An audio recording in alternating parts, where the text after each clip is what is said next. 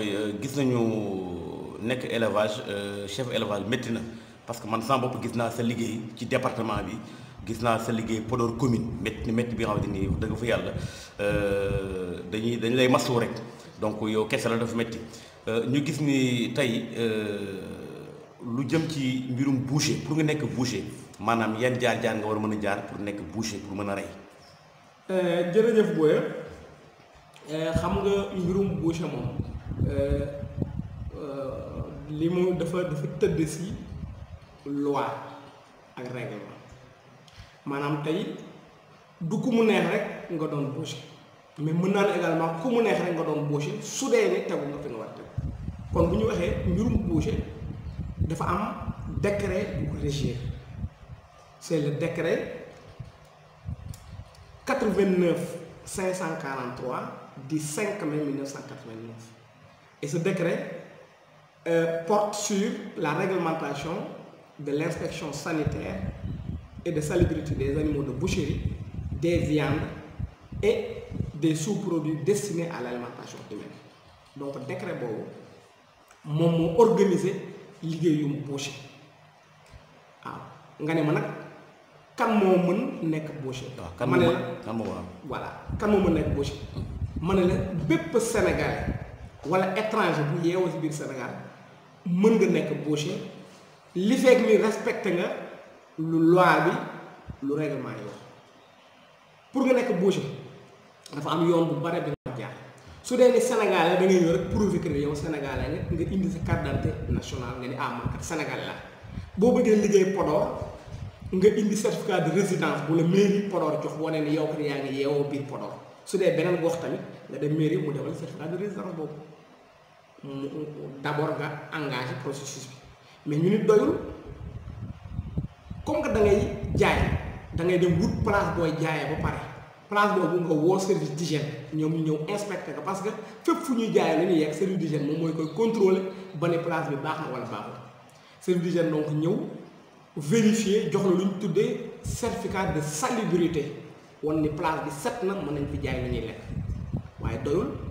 il faut nga dem hôpital dispensaire wala centre de santé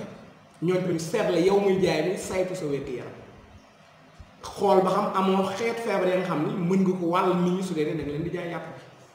bi ñu defal lu ñu tuddee certificat médical boo ne yow wér nga amoo xeet feebar yu mel ne comme ay tuberculose ya nga xam ni da nga koy wàll bu fekkee da booy noyyee mën nga si wàll nit ñi ak yeneen ak yeneen donc ñu jox la këyit boobu waaye ñu ne doyul également yow da nga war di jënd ak di jaay kon kuy jënd ak di jaay il faut da ngay lëkkaloog service de commerce nga dem service de commerce defal lu ñu tuddee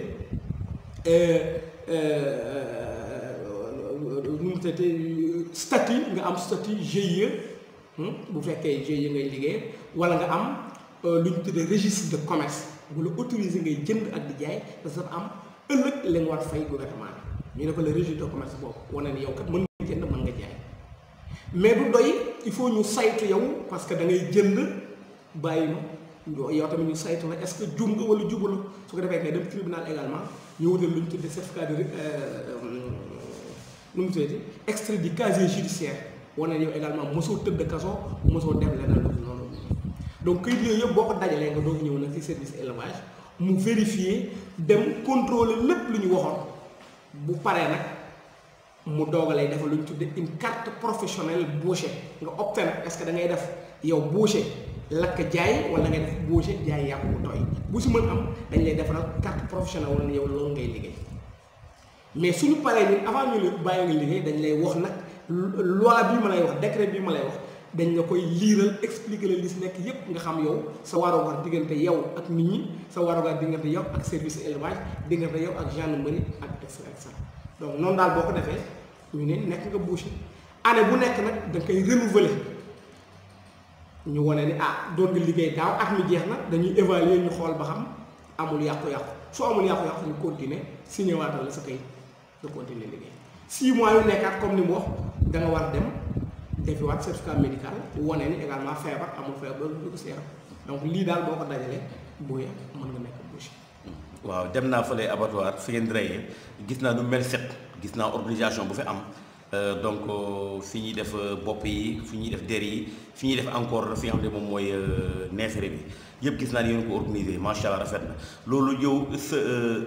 sa mission yow yaa leen koy digal wala ñoom ñu am xalaat rek def loolu. jërëjëf xam nga boo nee abattoir bi rek déjà baax na ñu xam d'abord ban xeetu abattoir lañ am. Podor may fàttali ni abattoir municipal la am xam nga boo demee fu mel ne comme Ndar fu mel ne comme Thiès Dakar ñoom dañu am lu ñu tuddee SOGAS société de gestion des abattoirs du Sénégal ñoom ñoo leen gérer mais fii abattoir municipal la c'est-à-dire mairie Podor moom abattoir bi alors mairie Podor bu ko moomee nag amoon na droit moom mu gérer boppam abattoir am mais mairie Podor dafa signé ak boucher yi lu ñu tuddee gestion déléguée dafa leen autorisé ñu def une gestion déléguée des abattoirs maanaam mairie bee waroon gérer mais mu jébbal ko boucher yi association boucher yi moo tax boucher ñoom dañu organiser wu am seen association xëy na boo jógee fii di nga dem si président bi gën leen laaj bu baax ñoom seen organisation nu mu demee mais am nañu président Nouroudine Dieng mooy président bi am na nag ñoom nu ñu organiser seen liggéey mais dama ànd ak ñoom ñu liggéey xalaat nan la ñu war gérer abattoir alors ni ñu ko gérer mooy lan dañu abattoir moom base abattoir mooy ndox kon il faut ñu régler problème ndox bi ndox am na fa mairie bi moo xëcc ndox mi mairie bi moo réfectionné abattoir bi boo seedee ñu ko karale ñu ubbiwaat ko mu yaatu yooyu yëpp mairie bi moo ko def donc les grands travaux mairie bi da ko defar ba mu baax mu ñëw jox boucher ñu leen kat gérer leen lu ngeen di gérer nag moom mooy aspect hygiène ak salubrité ak organisation boucher yi way allez jërëjëf père foofu leer na ci ñuy seetaan beneen bi mooy encore damay laaj encore ñoom képp kuy rey ba muy rey dafa war a xaar ba nga ñëw wala mën na rey ba pare mu doog la woo.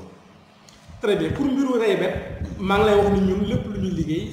si loi ak règlement lañ ko teg ñun agent vétérinaire boo gis dafa am lu ñu tuddee un serment mooy lan mooy da ngay taxaw si kanamu procureur nga waat ni loi ngay liggéeyal te loi ngay appliquer te façon yooyu def dara lu mooy lu loi wax kon ñun nous sommes des agents assermentés waat nañu ba pare kon lépp lu ñuy liggéey rek lu ñu loi wax la ñuy liggéey